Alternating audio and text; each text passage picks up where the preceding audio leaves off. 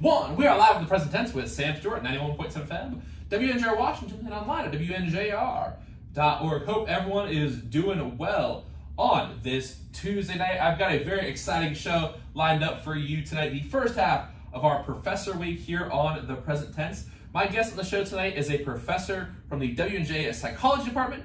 He is also the faculty advisor for WJ Women's Soccer and the WNJ faculty advisor for the NCAA. Everyone, welcome on the show tonight, Dr. Tim Klitz.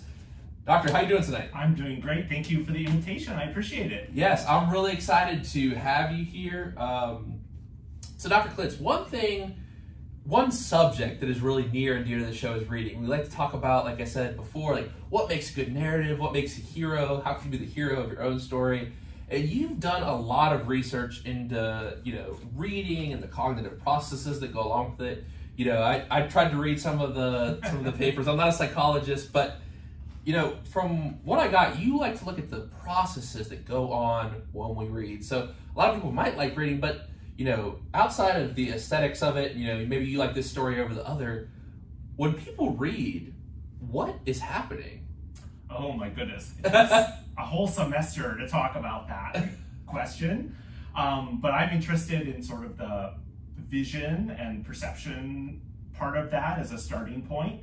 And what do we see when we're looking at a page of text? And when I was in graduate school, did a little bit of work looking at things like fonts, and does the font that things are printed in have an impact on the way people read or how fast they read? So a lot of basic characteristics and how they influence the reading process. Now, what made you want to study reading in particular? Were you a reader growing up? Are you still a reader? Are you a bookworm type of person? I certainly was a reader when I was growing up. Once I got into academia, I do a lot of reading as preparation for my coursework. So I don't read as much leisure stuff as I used to. I like to read about NASA, and I like to read about space, so some very specific topics there. But the graduate lab that I went into, the person who runs that lab was visually impaired, and his interest was in looking at reading in people who were visually impaired. And so that was really interesting to me. It was a way to apply my science and my psychology that I had learned as an undergraduate and really narrow it down to that specific topic. Do you feel like there's any reason why people are kind of discouraged from reading at maybe like middle school or high school? And you talk about the aesthetics and the perception of things, the fonts, the text, is it a thing that you think people are assigned books that are too difficult, maybe too early? Or is it I don't know, maybe teachers are forcing kids to read? But I feel like everyone has a lot of excitement for reading when they're young. And I kind of lost it too in high school. Yeah. Why is that? I think it's change in interest. So I have watched my 14-year-old now daughter be a big reader when she was young. She read paper books, and once we had access to online libraries, she'd check everything out and read it. And then she got interested in doing other things. She started playing softball, and she's doing some online gaming stuff, and I think her interests have just changed. She still does her reading for school and does well and seems to enjoy it, but sort of reading as a fun thing has sort of gone away right now for her, and I think that was my experience as well too. Really? Okay.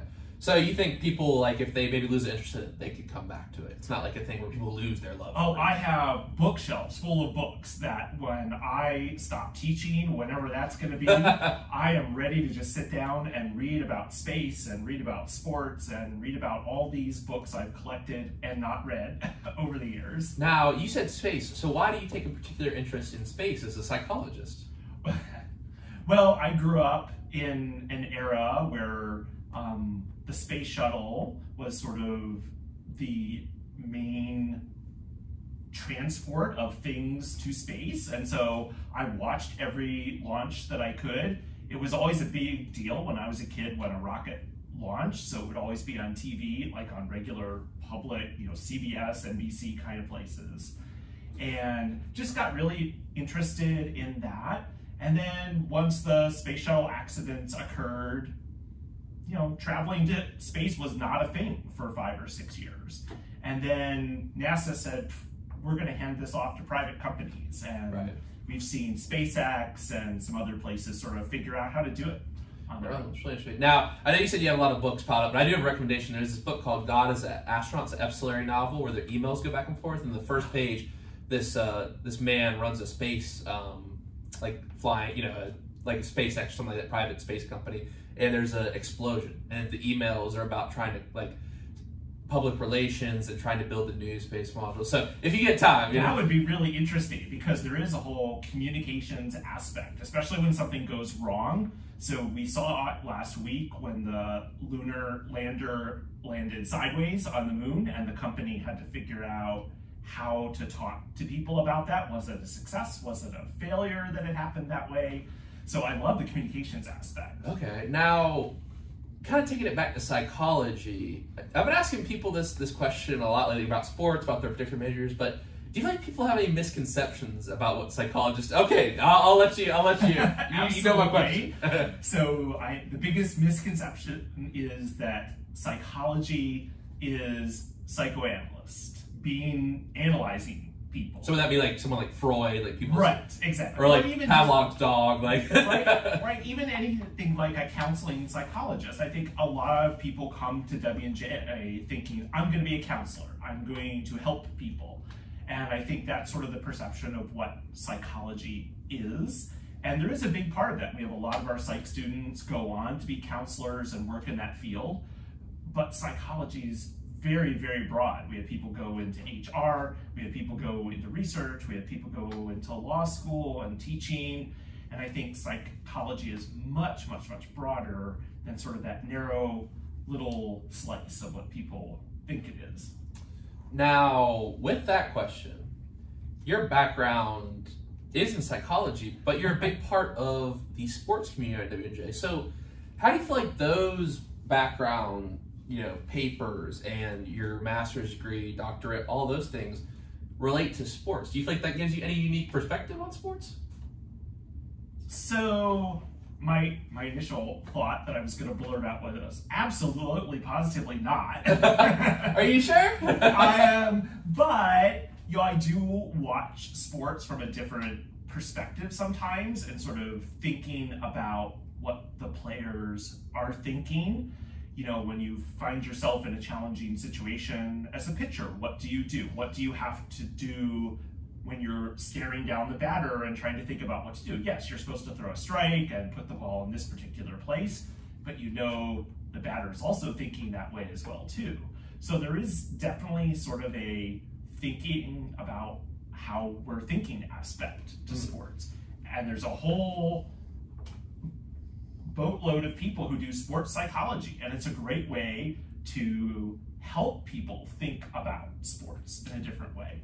Now, for you, I know you said you're into aesthetics, and we were talking in Dr. Meredith's class about why people are drawn to sports. So for you, is it I know you said particularly until 5 or 6 years into your tenure, you weren't really involved with sports at WNJ. So what made you want to get involved? Was the aesthetics, the drama? What things really? Because I see you at the games, Dr. Yes. You are. You said you were screaming the other night watching the game. So why are you drawn to sports? Well, I'm not an athlete. My highest level of achievement was intramural soccer in high school, so I definitely was not an athlete myself, so it doesn't come from that place. I went to Northwestern, and my teams were all terrible when I was there, so it doesn't come from a point of being at a successful sports school. A lot of it comes back to being interested in the students, honestly. I related this story to someone years ago, that I had a student who told me, Dr. Klitz, you have not been to one of our soccer games. You have to come to a soccer game. And I had never been to a WJ soccer game at that point. And I went, and I loved it. It was my first women's soccer game that I'd ever been to in any form. And it's like, wow, this is really cool. I really love this. And for me, it is getting to know and see my students in a different environment. I get to see people who sit in my classroom and raise their hand and answer questions, or who hide in the corner, and they're totally different people on the sports field. And that's great. It's a great way to learn about students. So you go from that point to something even bigger, the NCAA rep for W&J. So how did you get to that point where you hadn't been to many sports games at W&J to that point, and what is kind of your responsibilities in that role, working with the NCAA? Yeah, so once I got dragged off by my student to the soccer game, I got attached to the women's soccer team, and I've been doing that for 15 or 16 years. And when our former NCAA rep, John Greger, who was in our economics department here, retired, I was interested in sort of doing more with athletics on campus. And I had struck up a relationship with a couple of people in athletics, including Scott McGinnis. And sort of we came together and decided that I'd be a good person for that position. And it's been great. I've learned so much more about how sports operates on a college campus and what is happening at the NCAA level and how different sports are at D1 and D3, not just from what happens on the athletic field, but what happens behind the scenes as well, too. Right. Now, with all of these things that you bring to the table, all of these perspectives, I think it's really interesting to ask this question. I didn't even have it written down until we were talking about Dr. Wolf's class today. We're talking about John Dewey and kind of education system. And, you know, for many people, they have a lot of grades in education, things like this, but a lot of people debate whether or not they should come to college. And, you know, obviously me and my fellow classmates are already here. We made that decision. Right. So this is maybe directed towards the younger members, freshman, sophomore. What do you hope students gain out of college? You know, when they walk across that seal as a senior, what do you hope to have instilled in them as a teacher, as a staff? What should people try to get out of college? Well, I think for me, I teach FYS, and so I get to see a lot of students, like Dr. Wolf does, sort of go from first year to final year in graduation. And it's nice to see them develop over that time. And one of the things that I always like to see develop is an ability to communicate with other people, and whether that is through writing or whether that is through verbal communication or a class discussion or interacting with people on SGA. I think sort of getting outside of the comfort zone that you had when you got here to college, I think is really, really important. And you see that when you see students first year and last year. You can see that development happening. So for you, Dr. Klitz, what is the biggest advice, and we're going to talk about FYS in a little bit, but for people who, you know, maybe stepping, you know, they are stepping on college campus for the first time, maybe they're far away from their home, what is the biggest advice that you give these students? You know, here's your first day, and Dr. Klitz, what's the biggest advice you could give me for being at W&J? Well, here's my first piece of advice, which is the rude piece of advice, which is, in college, deadlines are deadlines. And when something is due, it means it's due. And it is true. It's different than high school. It is very different, and especially for students coming out of a COVID era, sort of where there was a lot of flexibility in deadlines. There still is some of that flexibility, but I think there's a real sort of misunderstanding about that idea for first year students. That's kind of my rude advice. It's my main advice. Solid advice, though. Yeah. But my main advice to them is be willing to do what you want at college. When I used to be involved in the health professions pre-health program on campus, we saw a lot of students come in who said, I want to be a doctor, or I want to be a physical therapist. Well, why do you want to do that? Well, my parents do that, and I feel like I should do that. Or my parents want me to do this. And it's just so hard to see students in that position, sort of having their interests sort of pushed in a particular direction by a parent or a family member. And for first year students, it's a chance for them for the first time to really be out on their own and explore new courses and new ideas. And that's challenging. It was challenging for me as an undergraduate student, and I know it's challenging for a lot of our first year students, but it's an opportunity to do that. Now, let's go to the flip side of the coin. I think this is interesting to ask coaches this, but really, I hope everyone, gets to hear this advice from professors as well. The flip side of the question is, if there's a professor starting out in your department in their first year, what advice would you give them? I see you're smiling, so I'll let you take it away. Well, so I'm an introvert, so if I could do it, I would just hide in my office and close the door and just be there by myself all the time. And I did that as a first year and second and third year faculty member. But once I started getting out of my office and meeting people on campus, it made a huge difference. So all of us psychology people, we teach our classes in Dieter Porter. And so one semester I just decided, okay, I'm just gonna go to Burnett and teach a psych class. And I did that, and it was great. I got to meet the people who teach in this building, faculty members that I had not interacted with in other places. And it really did sort of change who I was and sort of made me more willing to interact with other people. So I guess that'd be my advice is get the heck out of your office and go interact with other people. It doesn't matter whether it's in the commons or a classroom or a sports, going to see a sports event. Just getting out, I think, is important. Now, you said you started at W&J in 2001. That was the year I was born. Okay, fine. No. just had to inform the audience. But for you, how do you feel like you've changed most as a teacher? And you kind of answered this in the last question, but maybe within the classroom, interacting with students, how do you feel like you've changed the most as a person over this time span? So I always thought that once you were a teacher, you kind of did things the same way for your entire lifetime as a teacher. My dad was a high school physics teacher, and so he very much had a routine in how he taught his classes and interacted with his students. What I have found in college is that students change a lot over time. And so from 2001 to 2011 to where we are now, students are very different. And so I have found that I've had to adapt to what the incoming students are like, changing my teaching styles.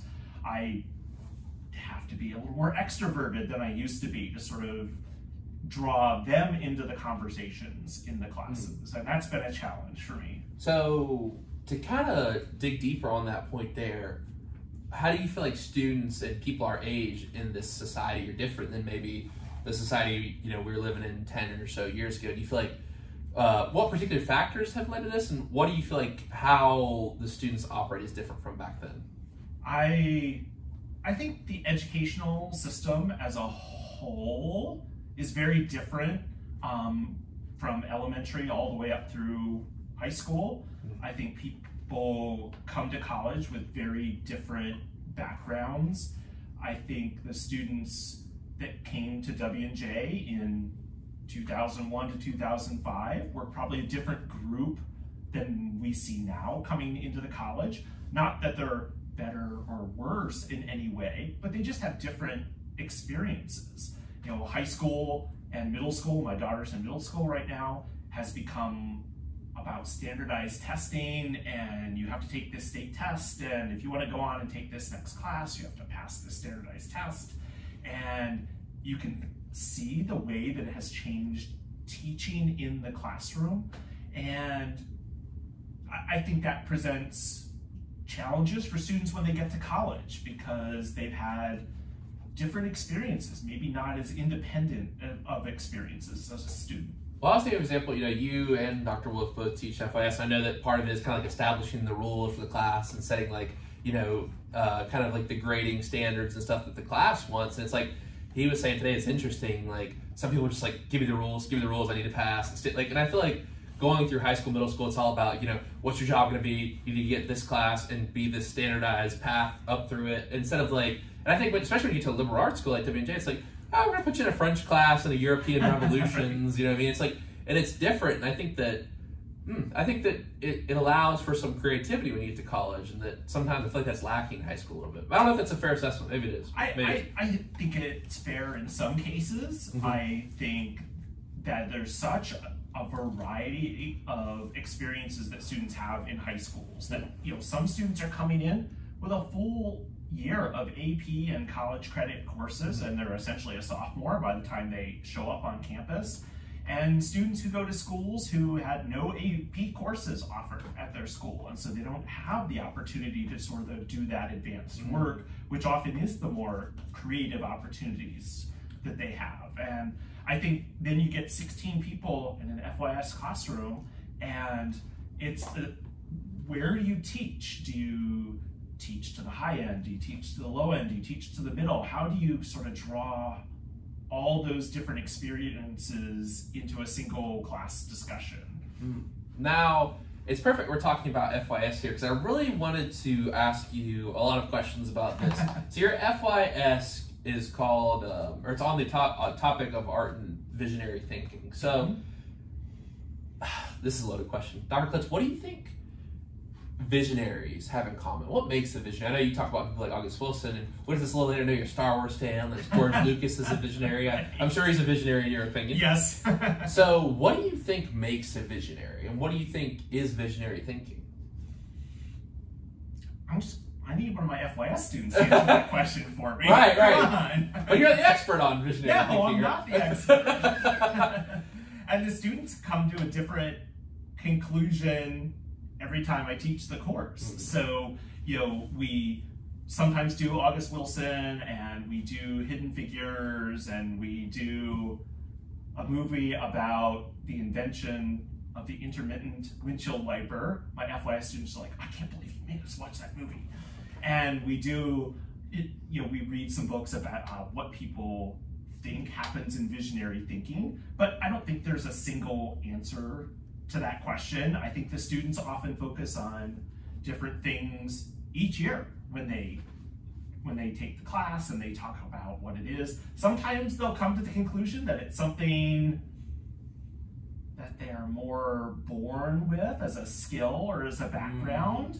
Some years they migrate more toward the end of, this is something you can learn by experience and by processing the world in a different way. So we talk a little bit about being able to use resources that you have in creative and new and different ways. And some of the inventions and things that we talk about fall into that category. And I don't think they think about that as visionary thinking. It's just, oh, that's an interesting story. But it's a big part of what visionary thinking is being able to think in a new and a different way than someone has before. Wow. So, do you feel like certain athletes, I mean, we're talking like the GOATs here, like Michael Jordan, Wayne Gretzky, you know, some of the best players of all time in respective sports, you know, dare I say Tom Brady. I don't know if you're against the... I'm a Clevelander, I don't care about Okay, all right. This is Steelers fans that hate him, right? But so like these athletes, you hear their process, it's different. It's, you know, people are scared of them, like they were scared of Brady and Jordan on the field. Like, do you feel like great athletes are visionaries in a way? Perhaps. I think some of it is hard work. I think some of those people who are successful just work really hard. But I think they also find new ways to do things that have always been done the same way.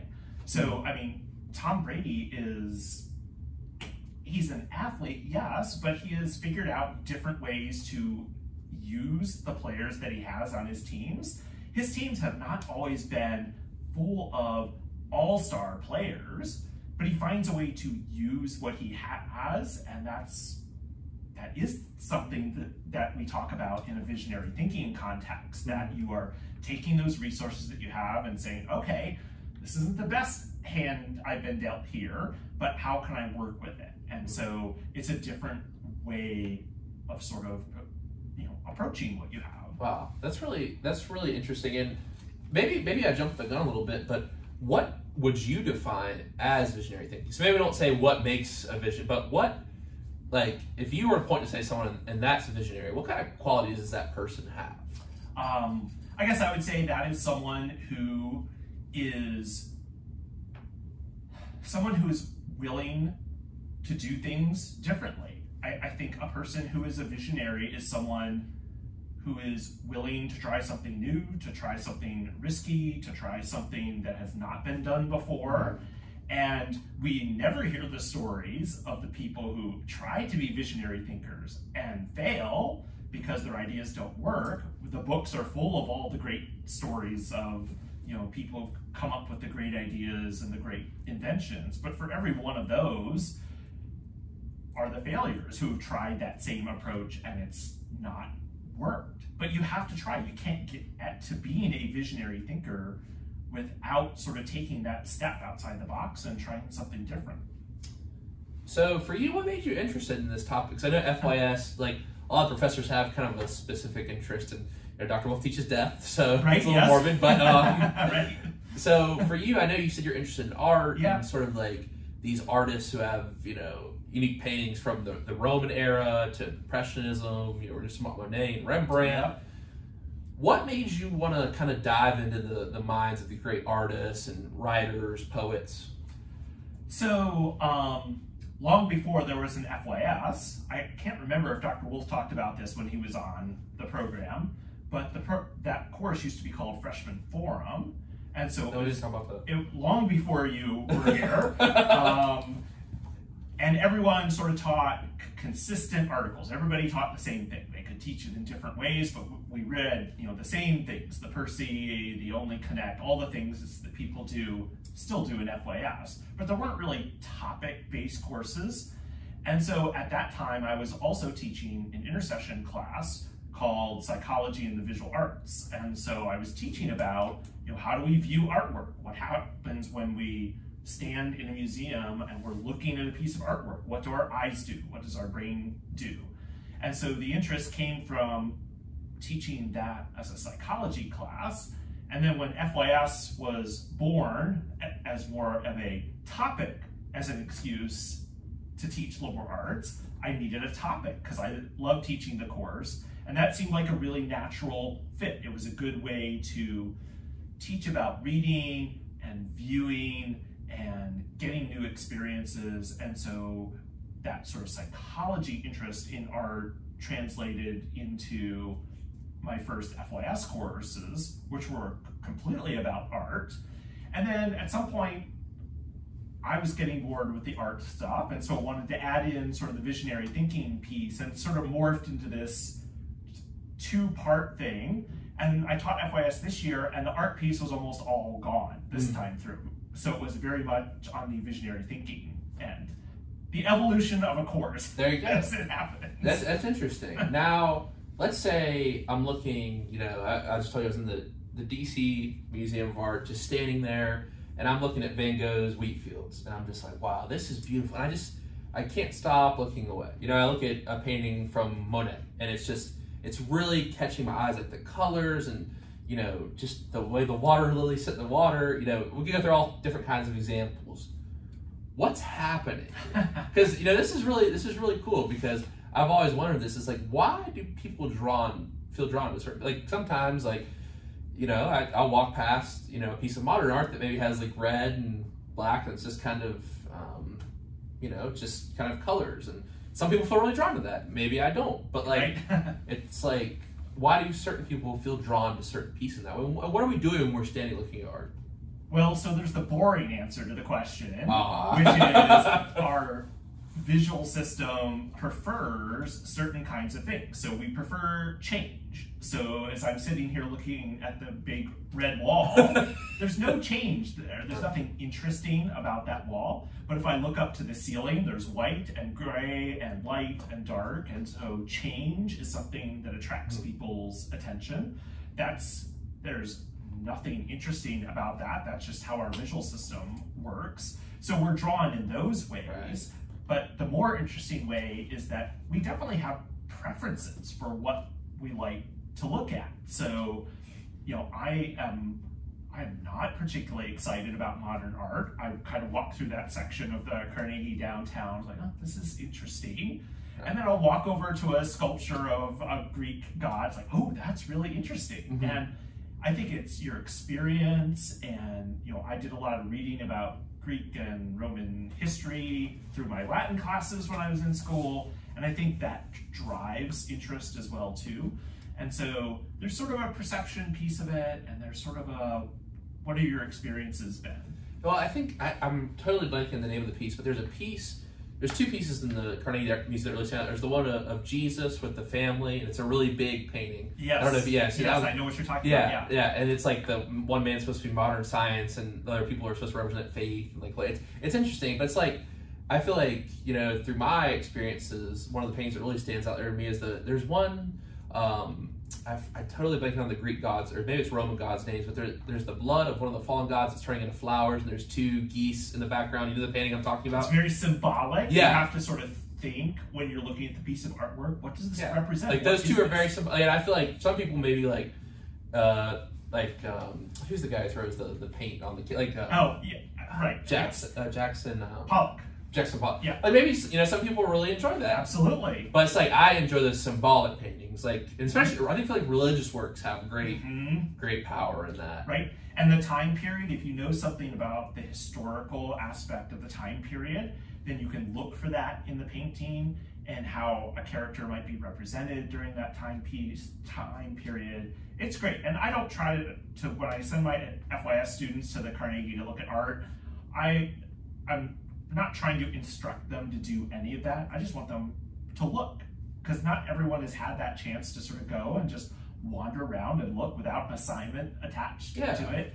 And I think it's fun just to sort of ask them later, well, what did you like and what did you not like? And the answers are all over the place in terms of what people's preferences are. Now, a couple of things, here is I'm into the visual arts filmmaking, which is, of course, just moving still photographs. Like, you see photographs from great photographers like Teenie Harris capturing that African-American experience. Right. Like, so I didn't even, really think of how to ask this, but like, when we watch like a movie, like when something's I just watched Oppenheimer for the first time this weekend. To me, it was whatever you think about the narrative, is a very beautifully made movie. So like, are there any tips you could give me as like a filmmaker for how to capture people's attention? Like what really, when you see a good movie and you kind of know how these things work with the visual system, what do you feel like draws you? Well, we just talked about this in my cognitive psych class a couple of weeks ago, and people look for different things when they watch a movie. So my wife, when she watches a movie, she is very much watching the story and the things that are happening in the story, how the character is developing. And I'm sitting there watching the movie and saying, hey, did you notice that plate moved from scene 1 to scene 2 in the background? And so I show a little Star Wars clip where they make those kinds of mistakes in my cognitive psych. What Star Wars is that from? All of them. Every movie really has these kind of mistakes. Interesting. There's a fun movie website titled moviemistakes.com. Well, Game of Thrones had like a Starbucks cup for one thing in there one time. Yes, that sort of thing. Or you're just looking at a scene and they've filmed part of the scene one day and come back the next day to finish filming the scene. And in the meantime, somebody has moved the table over a few inches, and so it's changed the perspective of the room. So I'm a dork. That's the way I bet you're real fun to watch movies with. Oh yeah, right. So you'd say continued. What was the word? Continuedness or continuity? Continuity, yes. Right. Continuity, and just kind of aesthetic continuity. You would say. And I think there is sort of a visual aspect of film. That there are some people like me who watch films for the visual information that's present there. And I'll kind of pick up the stories, so I'm kind of hoping that you're not going to ask me a Star Wars trivia question. No, that's not good. I'm glad to hear that, because I don't always get the details, even though I've watched the films like a gazillion times each. I don't always pick up all the details of the story, because I'm watching all the other stuff that's happening in the background. So that's actually very, very interesting to me, because I think when we talk about Star Wars on here, and I believe George Lucas is a visionary, like we talk about the narrative and kind of the Jungian hero's journey, and like, and yes. Luke is this greatly developed character, and he has the evil in it. But like visually, how do you feel like George Lucas was a visionary? Aesthetically, why do you love those films so much? Well, I mean, the original films came out in 76, 77, something like that. So I was an 8, 9-year-old at that time. We can talk about age from that end now. So I remember watching the film from sort of a special effects perspective. That at that time it was like, ooh, wow. Well, it's funny we watch it now compared to like the prequels, and you're like, right, yeah. right. I mean, you could get a TV budget and do a better special effects film than he did back then. But it is, for me, it's fun to watch sort of how that changes over time. So at least once a summer, I sit and I watch all of them in the proper sequence of the film. 1 through 9 or 1 through 6? Well, timeline wise. So, oh. Right, so you watch one the prequels, and then the 4, 5, 6, so right. the originals. And then, but now they've stuck the other ones in there, like Rogue the solo ones and right. and the other ones. And so it's fun to watch because then you can sort of see as this progression of films over a 50-year period has developed, how the technology has changed and how the representation of, you know, the special effects has changed a lot. And I love watching that piece of film. It's really cool. And this is a genuine statement. Like I really can't imagine what it would be like in the 70s to like that last scene where he's like, you know, using the force and he blows up the desk. If spoiler, if you haven't seen it by now, it's been out for a while. But late. like that must have been just nothing like that before. And there have been enough sort of specials about those original Star Wars that someone had the foresight to tape behind the scenes work that they did on those films. So we see how they did the spaceship shots, and we see how they did the lightsaber shots, and you know, there are all of these documentaries about that. And someone just decided, oh, I'm going to tape all this stuff that's happening as they're making this film, and it's great to see all of that. I'll have to see, because now I think, because me and my brother loved the prequels because that was when we grew up. You know what I mean? Those were popular. So like the funny thing is, there was only one clone suit of armor on most of the, like there was no, like obviously there's no droids, like those were all computer generated. But it's interesting, people had to make those like special effects. That's really interesting. Wow, no, I think that is really interesting. Do you, do you have any particular aesthetic movies besides Star Wars where you're like, that is really, and I think this is really interesting for me on the filmmaking side of things, where it's just like, you see the beauty aesthetically movies, like that's your favorite part of it. Like, is there any movie like, wow, this is just a beautifully made movie? I don't know. I think the movie that I watch most is called Duel, which is one of Spielberg's first movies that he put together. It was actually made as a TV special, and it's nothing but a big truck chasing a car down a highway, and the guy feels threatened by this big truck chasing him down the highway. And it's just, there's like the only character in the film is the guy driving the car, and we never see the truck driver in the film. And it's just this, it is completely visual because there's not a story. It's just a guy chasing another guy in a car, and it's not particularly exciting, but it's fun to see how he put together sort of the idea that this truck is a threat during this entire movie. And I watched the movie for the first time because my mom watched that movie, and she said, oh, we should watch Duel. And so now we watch Duel at least once a year with my mom. My family runs away. My wife wants no part of it. My kid wants no part of it. So when we talk about just like still photography, like someone like Teenie Harris or Dorothea Lange, I saw it exhibit, like obviously all those famous Dust Bowl photos, like in like film class we're taught the rule of thirds. And I was like, you know, there should be lines that lead across the entire photograph. So visually, like when you see a great photograph with the rule of thirds, like is stuff, I don't even know how to ask this question. Like, what does that do for the photograph when you see it? So I have heard of the rule of thirds. I've never really sort of thought about photography that way. Next time I go to see the Teenie Harris stuff, which I love. He's very good. Yeah, obviously. I will have to look for that specifically because they're in my sort of perceptual interest in viewing art, there are ideas like that. Where should the eyes be placed, and are they centered? Are they off centered? There's a lot of work done with that. So sort of this idea of the thirds is something I don't know a lot about.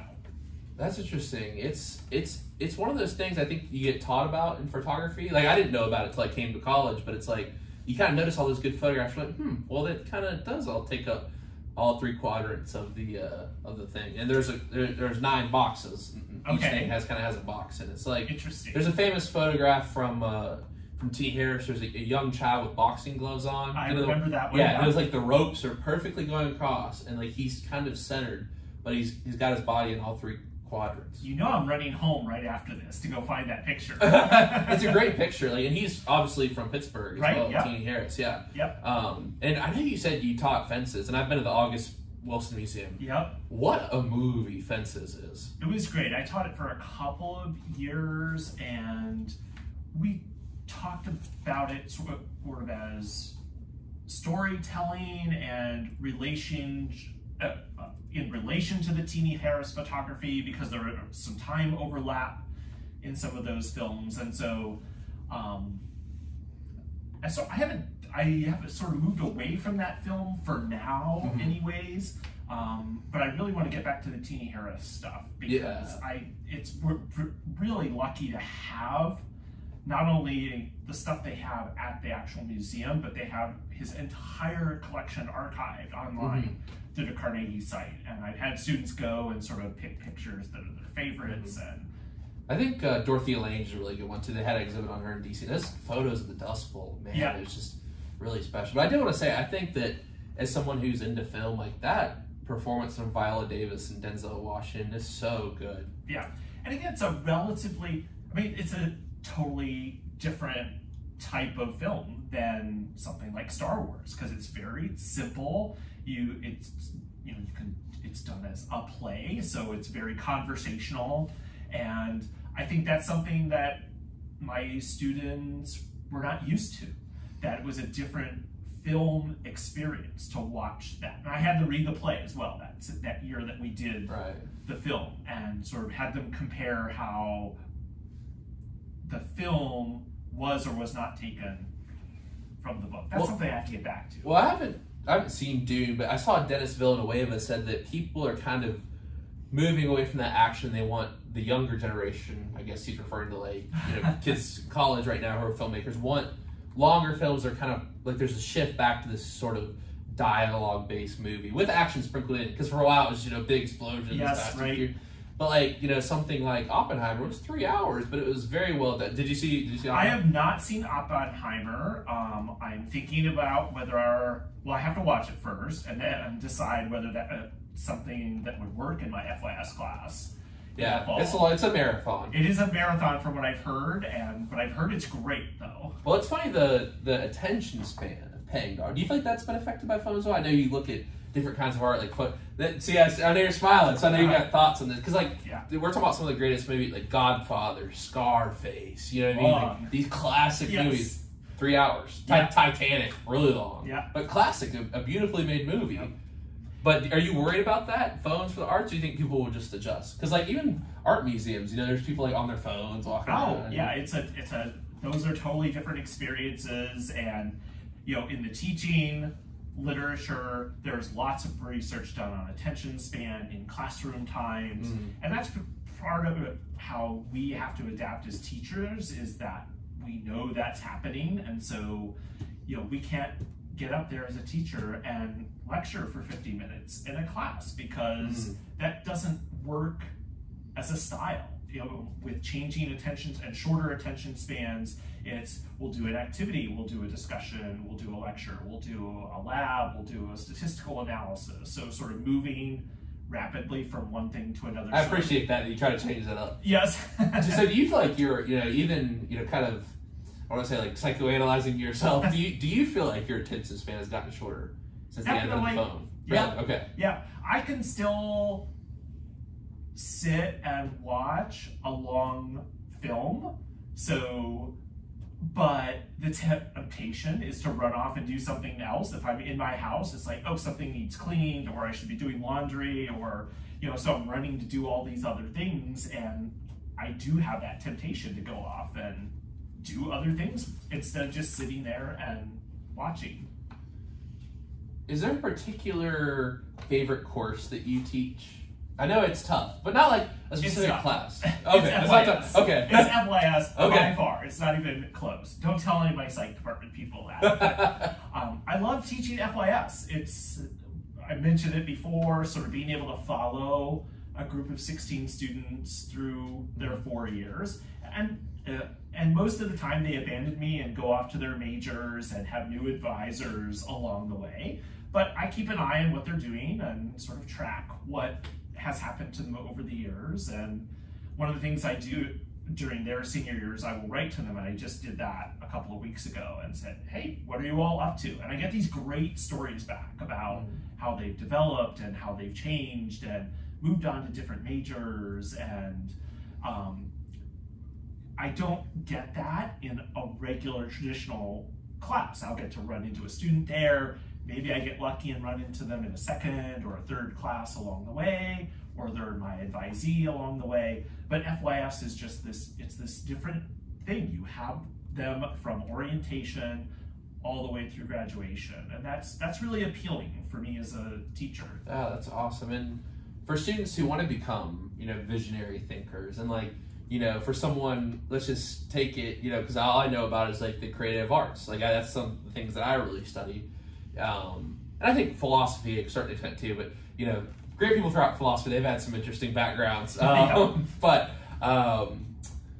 when we're talking about in the creative arts, someone who's a visionary, and I think this narrows it down, and there's visionaries in other fields, but what is the biggest advice you could give to someone who wants to be a visionary thinker? You've studied these habits of these thinkers, you've seen similarities. What do you think if someone's going to create something, put it in the world, what kind of characteristics they need to have? What do they need to put in their work? And this is kind of a personal question, genuinely asking. Yeah, I guess it's you have to be willing to put yourself out there. You have to be willing to try something that someone hasn't taught you. I mean, you're not going to learn how to be a creative writer. You can practice being a creative writer, you can get feedback on your writing, but you're not going to take a class and someone teach you how to be a creative writer. That's going to come from your own experiences and the things that you try. And I know we have classes that are titled creative writing on campus, and I think some of that is sort of honing those skills that you may think that you have. And I have some FYS students who sort of step into that sort of lightly, and they're a little worried about, well, am I really in the right place to do a class like that? And you find out very quickly whether that is something that you have. I don't have that. I don't see myself as a particularly creative thinker. If I think of myself as a teacher and maybe coming up with different ways to teach and interact with students, there's some creativity there. But my wife does sewing and designing and seamstressing, and that is creativity in a different way that I don't have. I don't have that way of thinking that she does. I think an interesting fact, I never said this in the show, I read it one time. So the guy who wrote The Godfather, he wrote the book and he wrote the screenplay for it. But he decided he really wanted to learn how to screenwrite a couple years later. And page 1, it said, read The Godfather. And it's just interesting. I feel like sometimes you look up to people and you think they have some special thing you have to learn. Like George Lucas, obviously. And I think it's funny, we look back on it now, it's no one told him to do that. No one had an idea of that, where there was a desert planet with these droids. Right. And how do you think of that? But, and people, I know, he said people called him silly and right. You're stupid, this isn't gonna, what? There's these space people and It's fun to go back and look at reviews of the original film and feel what is this anyway? And now, obviously, it's right. Even if you haven't seen Star Wars, May the Force be with you, Luke, I am your father. It's yes. And it's interesting, because you have to take that step where no one believes. Right, exactly. Exactly. And that's true in your field. It's true on the athletic field that you have to be sort of willing, like we were talking about sort of the GOAT athletes who have sort of figured out a new way to do things that have always been done, and you know, they sort of get themselves into that position because they've been willing to try it differently. Wow, that's awesome. Thank you so much for the answer. And you know, we're gonna take a break here, but of course, you know, it's trivia time. I love that you know all the segments of the show. So your trivia question tonight is the following: when the Cleveland franchise became a founding member of the American League in 1901, what was their name? Of course, you'll answer after the break. Is it A, the Cleveland Bluebirds, B, the Cleveland Lakers, C, the Cleveland Broncos, or D, the Cleveland Naps? We'll get your answer after the break. I know you said one of your favorite musical artists is ABBA, so I got some ABBA queued up for us right now. This is Waterloo. We'll be back on the Present Tense with Sam Stewart right here on WNJO. You did your homework to find that piece of information. Well, you said it in the email, last line. Okay, I read all the emails you sent me. That's funny. So this is a pretty interesting fact. I don't know if you know what it is, but I don't know because.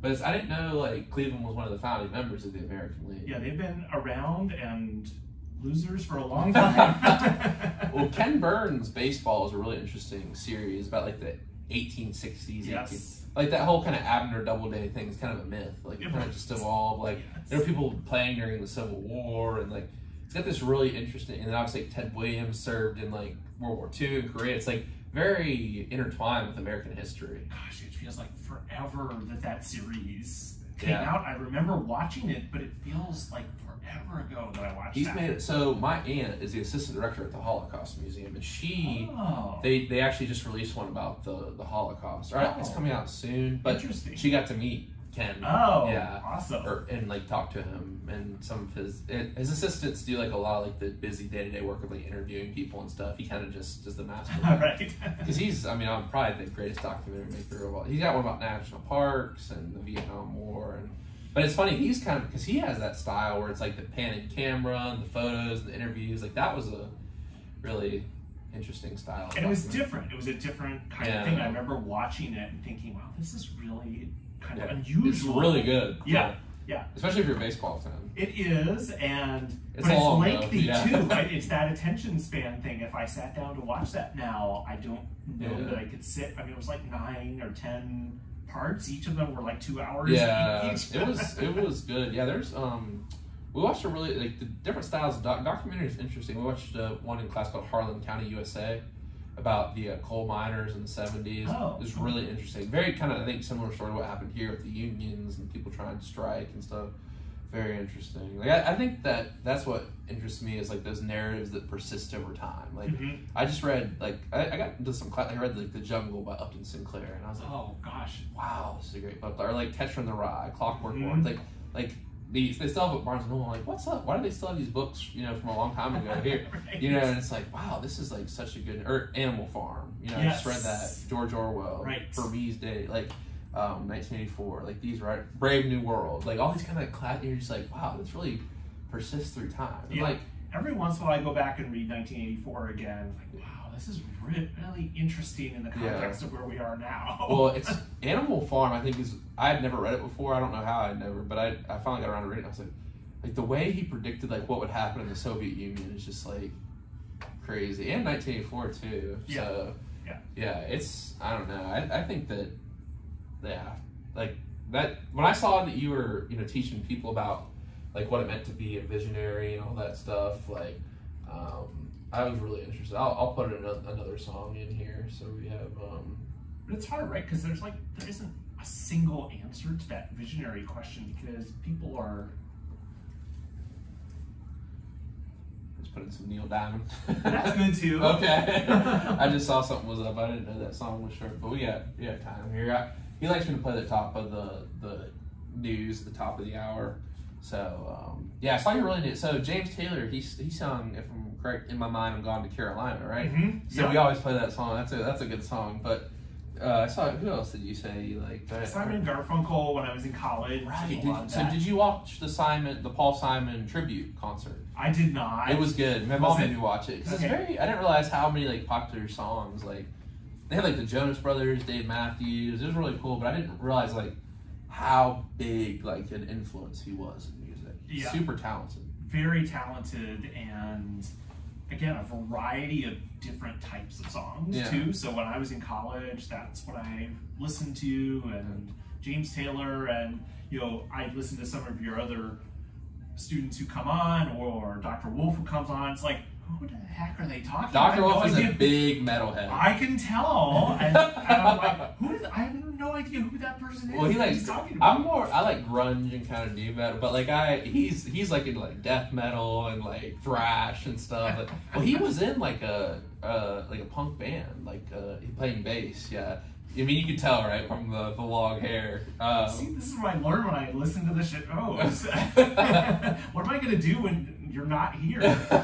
Someone's got to take over this role of sort of interviewing people on campus. It doesn't have to be sports so much. There are other places. Yeah, for sure. But yeah, people have been talking about like, are you going to keep it around? And I think, I want, someone to come up with their new thing and have a vision for what they want to do for their show. It's absolutely. Like, I mean, I don't want to have someone say like, "Oh, you're taking it over the president." No, start your own radio show and interview people. No, a lot of people ask. My mom was like, "Nope, you got to keep doing." And plus, I might keep doing stuff with it in my next school. Yeah, right. Maybe if like if I do get into film school, it's like, "Oh, what made you become a filmmaker?" This kind of thing. We'll see. Maybe turn. Well, because the thing is, I think most people, I was. Like Scorsese and like Spike Lee, like the guys who like they have their own production companies, like. So maybe the President's production company one day. So yeah, but it's interesting. Like, I think I talked to Dr. Wolf a lot about the graduate school process. It seems like a whole different kind of. Oh yeah, it's crazy. And we have almost all the professors here, and we don't have like teacher assistants. I don't think so. It's funny. I can just talk to a lot of my professors about their graduate school experience. And it's kind of a world not a lot of people know about. I don't think like in everyday life. You know what I mean? And it's very different from field to field too, what grad school is like in that field. Yeah, and that's like, because obviously he's in philosophy, and like Dr. B did media studies, like Dr. Meriden did, his on like radio and communication, the history of radio. You did yours in psychology, and it's like, it's so specialized, but I think that there's certain things like grad school, and one of the things that Dr. Wolf told me is like, and I think that it's just good advice I'd tell anyone, was like, you don't try to like learn everything about the school and like say what they want you to say. You have to say what you're interested in. Like, and I was like, Taxi Driver's my favorite, movie cinematography wise. And they're like, oh, well, the cinematographer went here. Like, I can't try to be someone you're not. You know what I mean? Right. If you try to force yourself in at what you think they want, you're never going to win that game. Right. You have to just be who you are and talk about yourself. And when I write rec letters, that's what I'm doing when I'm writing rec letters, is I'm not talking about grades. I mean, they can do that from a transcript. Who's this person? What do they like? How do they interact with people? At least my fucking, like, you see someone special, it's like, oh, I'm a expert in 1940 silent film, like, and you go in there, well, I love those 1930s, early sound movies. Like, no, like, you can't.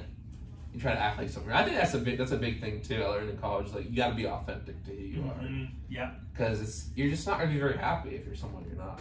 Yeah, and we see that a lot. We see people come here who they're going to be a doctor, or they're going to be a lawyer, or they're going to be this or that, and they start taking courses like, I hate it all. I want to do something else. And it's better to figure it out now than once you're in graduate school or law school or med school. I think there's a big thing of like, oh, well, doctors make money, so you got to do that. You know what I mean? And it's like, well, I think someone told me something very wise one time. I don't remember who it was, but it's like, if you find something you love, there's probably a way to make money at it. Right. So don't try to do something. Don't try to be a doctor, because I know that costs a lot of money to go to the school. Right. You're sort of paying all these years up front of cost, and then you're hoping you're going to be a doctor all these years and finally break even at some point down the road. Right. What was it? You have to do like a residency and all this. And like, it's long. It's a long process. Yeah. But as it should be, right? You want the person who's operating on you. So. Right. All right, we'll be back in 15. All right. So.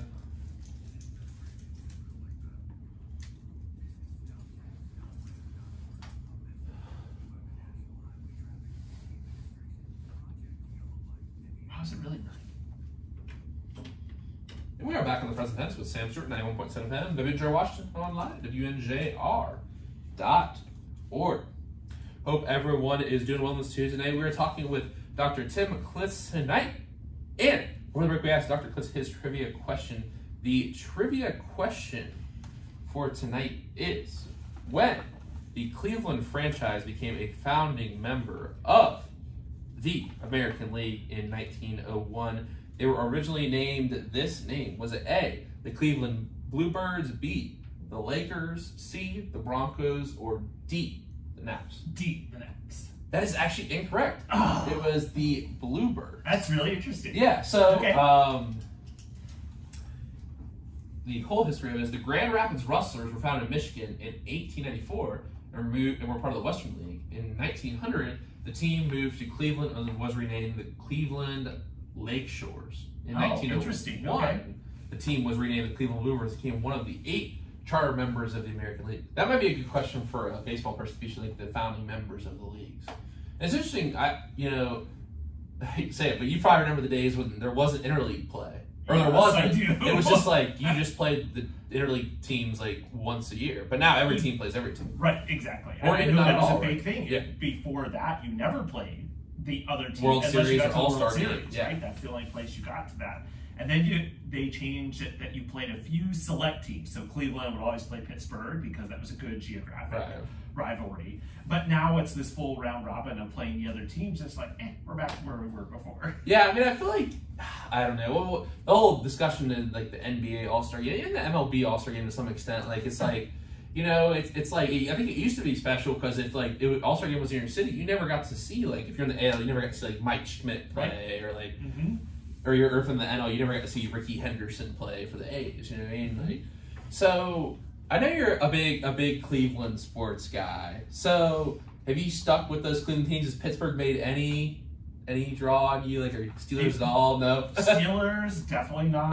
Pirates, no. I am a Riverhounds fan, which is a professional soccer team, because we don't have that in Cleveland. And so when I got to Washington many years ago, the Riverhounds were actually playing at the Wild Things Park because they were not developed as a professional team yet. So I could walk from my house and go over to the Wild Things Park, and they would be playing right in that little teeny tiny stadium over there. Wait, you said the Riverhounds? On a baseball field? Yeah. Not yours, but the Wild Things. Yeah, the Wild Things. Yeah, we right? practiced on there before. Yeah. And before that, they played at a high school. I can't remember. I don't think it was Peters, but one of the high schools up in that area, because there was no professional field here until they built the field over downtown Pittsburgh. So could they technically play Lionel Messi's team?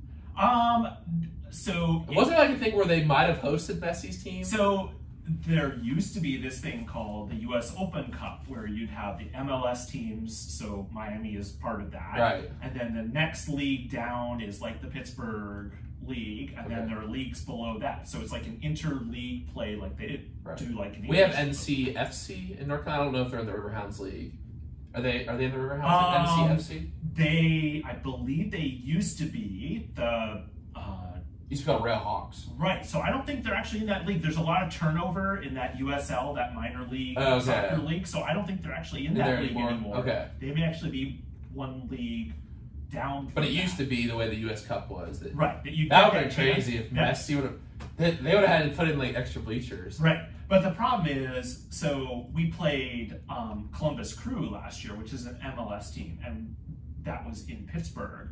But they benched all their starters because Columbus benched all their starters because they didn't want to waste their starters on like this little inter-league. Oh, really?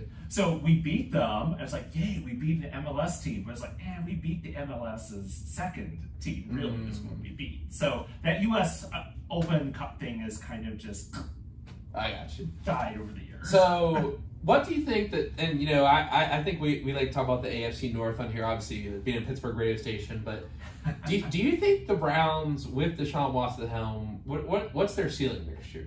Their ceiling is probably about right where they are.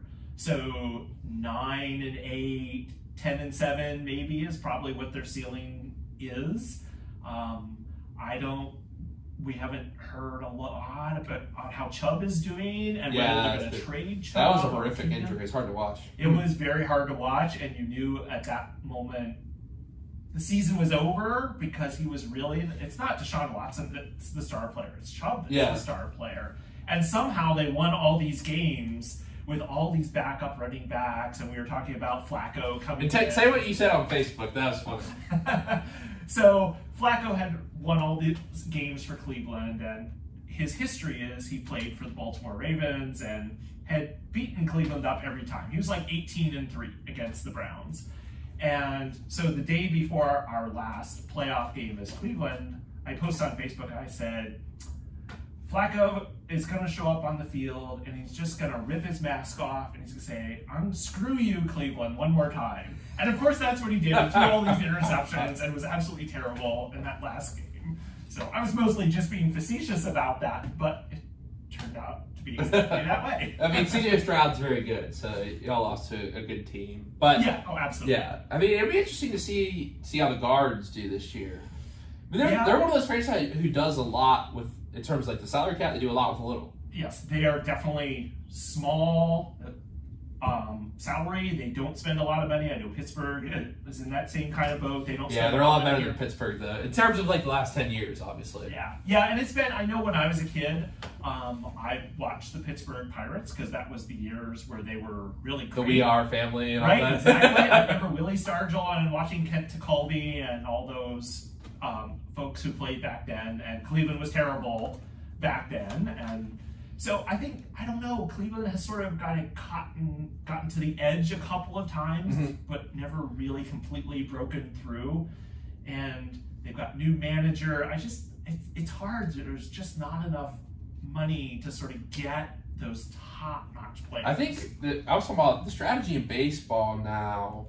I think, like, we kind of talk about in the NBA how the super team era is kind of dead, but I think in baseball the same thing. Like, you look at these teams that are, I mean, you look at a team like the Orioles, for example. Obviously, they've built up a lot of talent. Like, the Rays have been competitive. You know what I mean? Like, and I think that the guards are right there. I mean, because the Yankees obviously struggled last year. They have a massive payroll. Like, that's good to see. Yeah, we'll see how the Dodgers. Yeah, exactly. We'll see how the Dodgers do, obviously. But it's like, you know, this small market teams. I think you're going to see a rise in more of this. Like, obviously, like the Rangers and the Diamondbacks. Like, those aren't traditional powerhouses, you know what I mean? Like, and with the expanded playoffs where you can kind of sneak in as a wild card and maybe win a game and get to the next level. Like the Phillies, you've seen the Phillies the past couple of years. Right, exactly. So you don't have to be a great team to sort of advance a level or two, and that's been the way that it has been for Cleveland. They've sort of gotten almost to the World Series. They've almost gotten to the AL Championship, and just not quite enough to consistently get there. Now, if you had to make, I mean, if you were the commissioner of the MLB, he's not the most popular guy, you know, Rob Manfred. He's made a lot of rules. Obviously, like no shifts now. Like obviously last year, you know, these things were in the pitch clock. But if you had to change one rule of baseball, what would it be? And I think that there's been so much debate about this. I think it'd be interesting to ask this week. Well, I have to say, I know there's been a little bit of discussion this week about the pitch clock again and whether they're going to shorten it even further. And the players sort of fought, and the pitchers fought back on that and said, no, it's short enough as it is. I don't watch as much Major League Baseball as I used to because I can't get the Cleveland games here very often. Right, you don't want to watch the Pirates, right? But I did kind of enjoy the pitch clock games that I saw because, related to our earlier discussion of reduced attention span, the game was really, it felt like it was going and it didn't feel like it had these delays along the way. I don't know how you feel about that. I like it. Well, because you know in college we have it now too. Yes. Now the D4 level is just the guy counting, which is a little subjective. But you know, you get like a D1 park, or obviously, like, you know, I think if we were to go to the College World Series, they'd probably have it there, as it's a minor league stadium. But like, I think what I would say is, like, I know you can only have 5 mound visits where you don't take out. It's still a lot. Yeah. I would say you can only use a certain amount of pitchers per game, unless there's an injury. Because I think the pitching changes take a long time. They do, and you have a certain amount of time that you can warm up once you're out on the mound. Right. Plus all the warm-up time that you have. But you guys use a guy for one batter, then it's 2 minutes, and it's like... Right. And then you've sort of worn through your pitching rotation, and you're kind of hoping now that you win this game so that you don't have to use all those people the next game. Right. I don't know. I think it's tough because it's like, how do you, like, what if the starter has a bad game or something? But it's like, I think it would make it interesting. But I think that's in terms of pace of play, I'm pretty much talking about pace of play right now. It's like, I like the pitch clock, but I think those like pitching changes still take a long time, especially in the major leagues when they switch so much. Like, yeah. It's still, I think we're finally under 3 hours for a game now. And that's a lot. It is a long time, and I just don't have the attention span for that. You know, NFL games are 3 hours. Oh, that Super Bowl game was. Did you watch the Super Bowl? Oh, I did, and it just felt like it was going on forever. I know, but it was like one of those things. I think it was a great game. So It was, but I've started watching Northwestern, their Big Ten basketball games. I'll tape the game and I'll watch it on fast play and fast forward through all the commercials. Like, I can watch a whole basketball game for like 45 minutes. Yeah, it's funny. Well, it's funny. Around 10 to 15 minutes of a football game, the ball's actually in play. Yeah.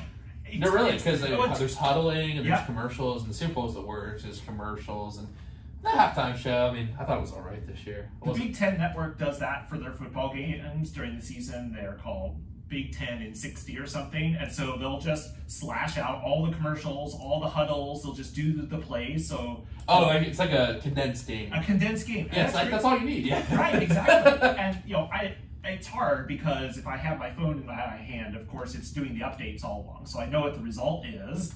And if my team's lost, like, now I'm not going to go watch the game. You sound like my grandma. She can't watch anything. She gets too nervous and she gets, she just fast forward and stuff. That's me. I was telling you before that I was yelling at the TV during the women's basketball game last night. week. It's just funny to think, like, I wish I could have met you when you started here and, like, showed you this person who's yelling at the TV on a Tuesday night. You probably would have been like, what? But that's awesome. No, I'm glad you're doing all this stuff with sports. That's awesome. Now, I'm really excited for the quote of the day, and I say that because you got papers over there, there's sticky notes, there's a book. So, what is your quote of the day for us? I'm really excited. Well, so my quote of the day, things that involve sort of teaching and learning interest me because that's sort of what I do, and so I picked up a book that I read as an undergraduate called Blue Highways. And so it's a book about a guy who basically travels around the country and just sort of visits small towns. So the Blue Highway sort of represents the color on a map is usually not an interstate, it's like a back road. And so he traveled back roads. Is this nonfiction? It is. Okay. Yep. And so he travels around and visits people and and I remembered when I read that book, there was a little section that talked about teaching. So the quote is just one little section of this. It says, a teacher should carry a theme, a refrain to sing ideas from. I wanted to show them that there's only one place that they can get an education, in the school of thought. Learning rules is useful, but it isn't education. Education is thinking, and thinking is looking for yourself and seeing what's there, not what you got told was there. Then you put what you see together. And so for me, that reflects a lot of the way that I think about teaching, is that it's not about sort of the stuff I spit out to my students in class. It's sort of getting them to think independently and make their own assessment of what they hear. And that's the skill they're going to carry with them. They're not going to remember what they learned in Psych 101 10 years later, but they might learn something about how they learned during that time. Wow, that is an amazing quote. It sounds like a very interesting book as well. Yeah, it was fun. I loved reading it. This thing is really, really old. It was written in 82 is when it was written, and that was a time when I was doing a lot of reading. We talked about sort of my interest in reading sort of going kaput after being a professor, but this was really fun because I got to just sort of see small town America just by following his travels. Wow. Thank you so much for that quote. Dr. Klitz, thank you so much for coming on tonight. I'd also like to say thank you for always supporting my projects here on campus and for the nice notes and for supporting all of our student athletes. I think this is a great campus and, partly because of the support from teachers like you. So I would like to say thank you for all of it. And, I'm really looking forward to everything that is coming up for W&J Sports. I know Yeah. you'll be a part of it. Yes, I will. And I appreciate the opportunity to be on the show and return the thanks to you, because for me, we were talking earlier, getting to hear my students on your show talk about their experiences as students and as athletes and as people, it's a great way for me to learn more about them. So it's really easy to follow and listen along. Well, thank you so much. And this is only part 1 of Professor Week, and we move from Dieter Porter over to the top floor of Old Main. Dr. Wolf from the Philosophy Department returns to the show. No doubt he'll have some thoughts on the upcoming baseball season as well. So once again, Dr. Klitz, thank you. Everyone have a great night. Remember to live in the present tense. That was fun. Thank you so much.